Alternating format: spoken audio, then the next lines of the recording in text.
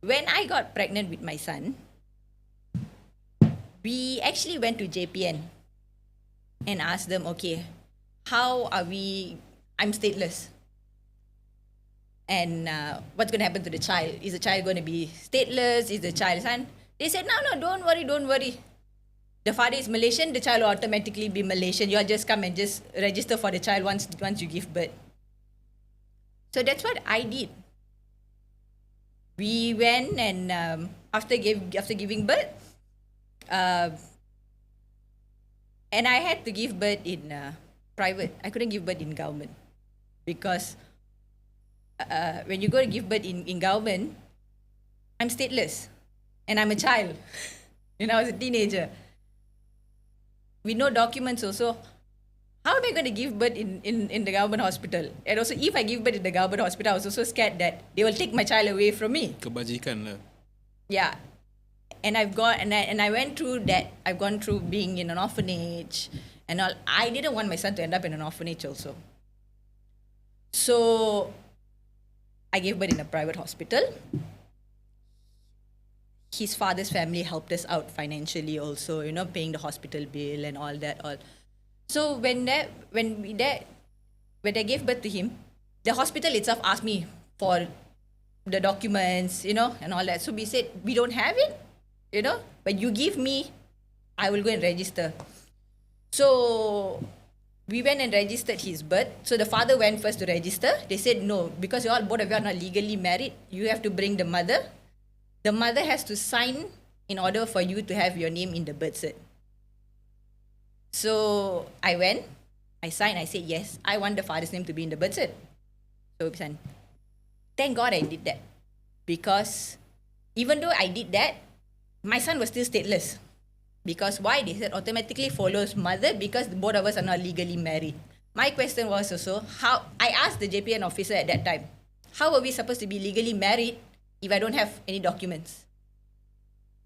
How are we going to register our marriage if I have no documents whatsoever? Oh, no, you could have. I say, how? No, you could have. That was the answer I got. So I'm like... Yeah, that's why there's generational of stateless. I don't know whether you heard about this. And, it's been actually like inherited generations after generations after generations. Ever since the British has actually left us, they were stateless as when British, even before the independence. So it's actually like carried on after generation because nobody could reach them out and say, hey, this is what you could do.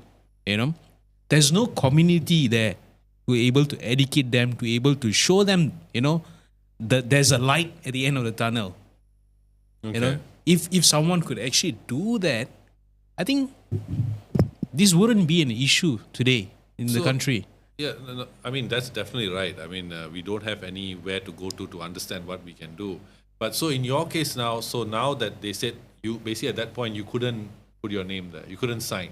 No, I could sign, but it's just that, how do you say, in my son's birth cert, right, father's name is there, father's particulars are all, everything is there. But when it comes to mother's son, there's only my name. Only my name. You don't even have my age in his birth cert. You understand? Because there was no way to prove. Because I don't have anything. So after that, I made sure, I told myself, I will not let my son suffer the way I suffered. With no education, with no proper aim in life. I said, no, I'm not doing that to him. I brought him into this world. I will raise him right. I will not let him go through whatever difficulties I went through in life. Because I know I've gone through a lot. And then also with no proper guidance. I didn't want that for him. So I made sure I compiled everything I could have for him.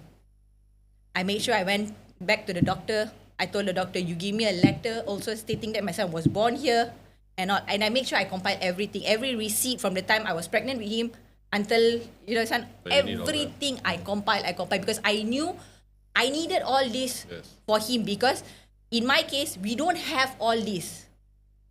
Because my father used to move around a lot and also whatever he had, he kind of like lost it on the way. Lost. So it is very hard for me in my side is because all these all don't seem to be having. We don't have this. When they ask me, okay, for this one letter, okay, where is it? I go back to my father, where is the letter? I still don't know lah.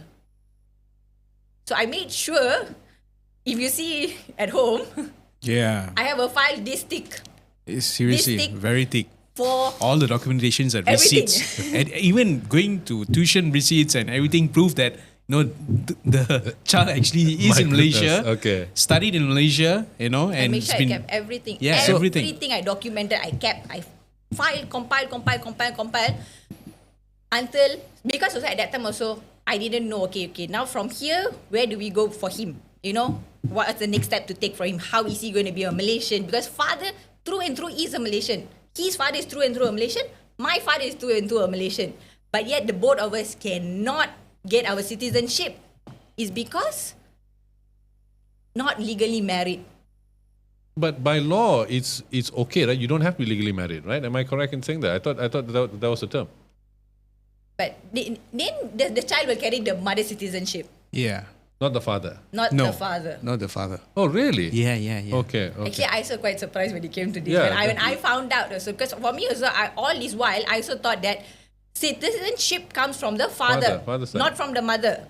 But end up, they're saying, no, it comes from the mother. If your parents are not legally married, by law, you're not legally married, and the parent, one of the parents is, like, for me, my mother is a Filipino, so I'm automatically a Filipino. I'm like, how am I a Filipino?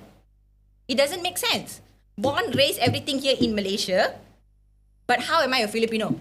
When we went to the Philippine embassy to go get a letter saying that, they said, yeah, you are not a Malaysian. There's no records of you in the Philippines. So how are you a Filipino? I said, that's the same question I'm also asking. How am I a Filipino when I'm not even a Filipino? Just because by blood, my mother's side, I'm a Filipino. That doesn't mean I am a Filipino. I'm here. I was born here, raised here. But yet I'm not a Malaysian. How is that fair?